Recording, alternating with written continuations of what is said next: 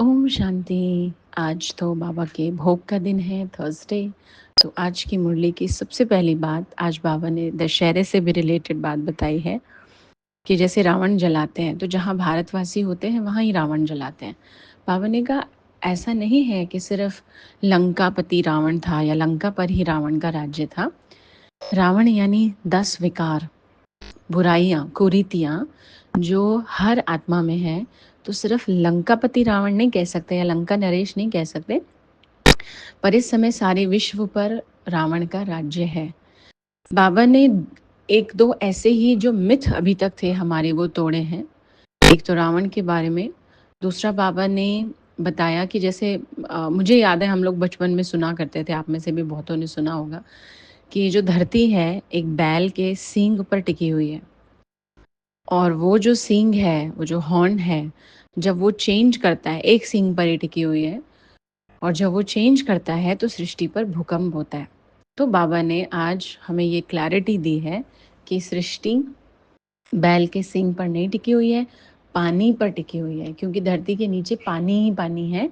तो और पानी के नीचे फिर वापस से धरती ही धरती है। तो ऐसे ये एक प्रकृति का सिस्टम है, इसको कोई जानवर या मनुष्य संभाले हुए नहीं है। इसलिए बाबा ने बताया, एक इसमें और बाबा ने बात क्लियर की कि कई सोचते हैं जैसे गवर्नमेंट प्लान बनाती है, हम इतनी फसल उगाएंगे या जनसंख्या को कम करेंगे तो दुनिया बहुत अच्छी चलेगी, सुख रहेगा, फैसिलिटीज़ हम दे पाएंगे। तो बाबा ने एक कहावत का इस्तेमाल किया, नर चाहत कुछ और है, हो तो और की और।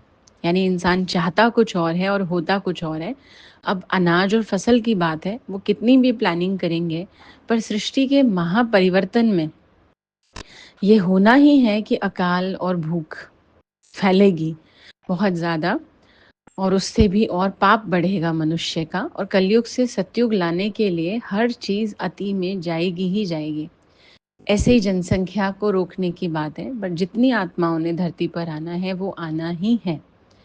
उसमें ऐसा नहीं है कि दुनिया में इंसान प्लानिंग करके ये सब कर सकता है। हाँ, किसी एक जगह थोड़ा बहुत रोका जा सकता है, और ठीक है, इसका मतलब ये नहीं है कि कोई कुछ ऐसा कर रहा है तो वो गलत कर रहा है, नहीं। पर अपने आप को ऐसा नहीं समझना है कि हम दुनिया को बैलेंस कर सकते हैं अनाज या मनुष्यों की जनसंख्या को लेकर के। हाँ, कोशिश करते जा रहे हैं, उसी से थोड़ा सा कुछ ना कुछ अच्छा होता जाता है, बट एक रियलिटी पता होनी चाहिए, और अपना अच्छा कर्म भी नहीं छोड़ना है। ऐसा नहीं कि हाँ, हम तो रोज़ जब नहाते हैं तो गंदे होते हैं, तो रोज़ क्यों नहाना। तो ठीक है, हम क्यों कोशिश करें अनाज बचाओ, जनसंख्या पर काम करो, अवेयरनेस फैलाओ, नहीं। वो